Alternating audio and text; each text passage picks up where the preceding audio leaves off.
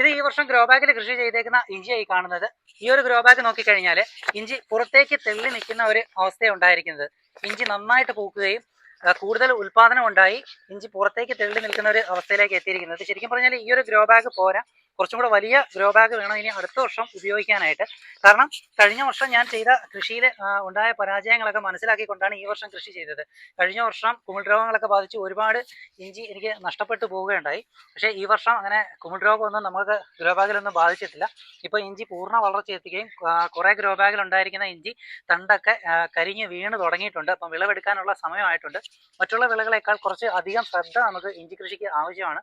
ഇപ്പോൾ കുറച്ച് ഗ്രോ ബാഗിൽ നട്ട് കഴിഞ്ഞാൽ തന്നെ നമ്മുടെ വീട്ടിലേക്ക് ആവശ്യമായ ഇഞ്ചി നമുക്ക് ഉൽപ്പാദിപ്പിക്കാനായിട്ട് സാധിക്കും. അല്ലെന്നുണ്ടെങ്കിൽ നമ്മുടെ പറമ്പിലായാലും കുറച്ച് സ്ഥലത്ത് കൃഷി ചെയ്താൽ തന്നെ നമ്മുടെ സ്വന്തം ആവശ്യങ്ങൾക്ക് വേണ്ടിയിട്ടുള്ള ഇഞ്ചി നമുക്ക് ഉൽപ്പാദിപ്പിച്ച് എടുക്കാനായിട്ട് സാധിക്കും. പൂർണ്ണമായും ജൈവവളങ്ങൾ മാത്രം ഉപയോഗിച്ചുകൊണ്ടാണ് ഈ വർഷം ഇഞ്ചി കൃഷി ചെയ്തത്.